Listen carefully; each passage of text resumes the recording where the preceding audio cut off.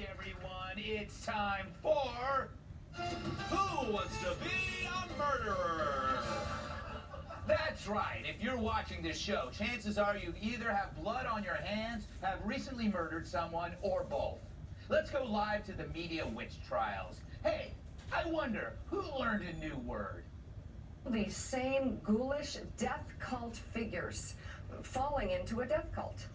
That's death cult material. You're part of this death cult. Death cults, death cult. This death cult praised teachings of a growing death cult.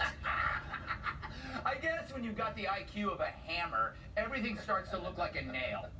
Or in her case, a thumb. Jay, I wonder if we should start renaming diseases after people. Instead of the Delta variant, why not call it the DeSantis variant? And in Florida, we have a governor more interested in playing politics than saving lives. The DeSantis variant. Ooh, clever. Great minds think alike. Hey, I got one. How about the Mikka virus? Thanks to the wonders of modern technology, it's actually more transmissible than COVID, traveling through TV airwaves and infects your brain with really stupid thoughts. Similar to Zika, and just as deadly if you ingest enough of it. It's a trend. Today you can actually call someone a mass murderer for not agreeing with you, and no one bats an eye. But use the wrong pronoun, and they will lose what's left of their PC-saturated brain. Why not? Especially if you delight in killing children.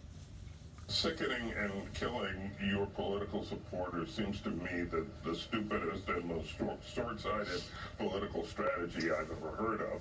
Yet that's what DeSantis is doing.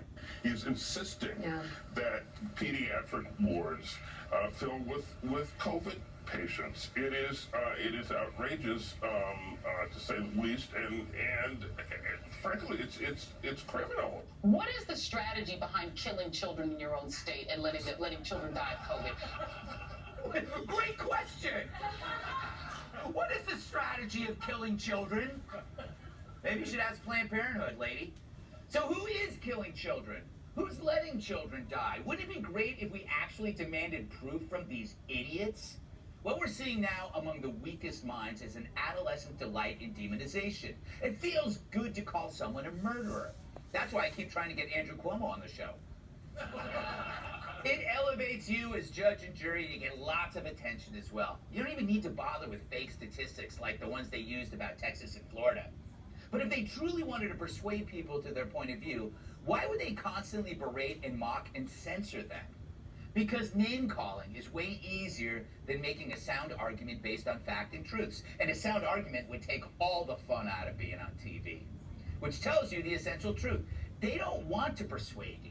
They don't care who gets the vax. It's all about that surge of dopamine. Emphasis on dope. Now, if you were to return the favor or call them stupid, watch out. I actually did this as an experiment, no joke.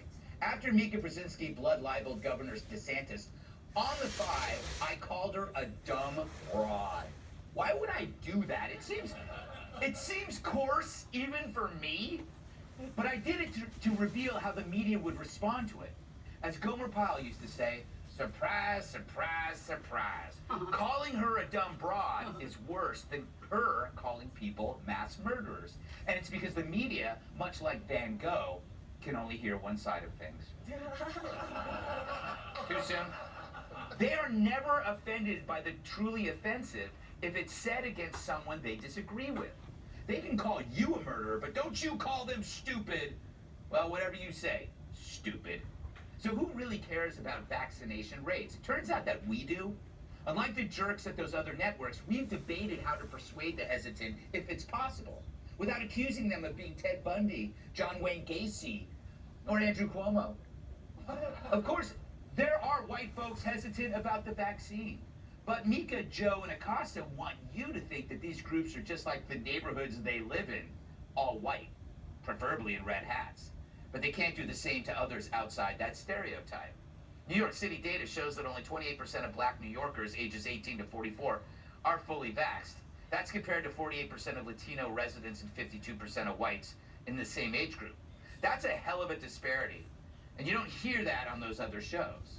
Fact is, every individual has reasons for their reluctance. Some of it is misguided fear, Others are based in legit skepticism based on previous lies by so-called medical experts. You know, like, this virus didn't leak from a lab. Yeah, paging Dr. Fauci. It's normal and healthy not to trust the government. God knows they've given us plenty of reason to. Just as it is normal and healthy to acknowledge and admire the astonishing progress we've made in fighting disease with vaccines. It's changed the world. Paging Dr. Salk. I am pro-vaccine, but I'm also pro-skepticism. How can that be? That's too nuanced. And you can't get in trouble if we're just trashing Whitey. It's the soft bigotry of low expectations, once again. Those babbling clowns on other networks don't believe minorities can handle criticism, or math, or getting an ID. So they focus their bile on some amorphous white mass of unvaxxed rednecks. I'm suddenly craving Cracker Barrel. Meanwhile, it's expected another wave of COVID will hit black New Yorkers pretty hard, which is a perfect setup for the more evidence this country is racist segments on cable news. I'd say Mikka and her death cult have blood on her hands, but then she might sue me for plagiarism. Only Joe Biden can get away with that.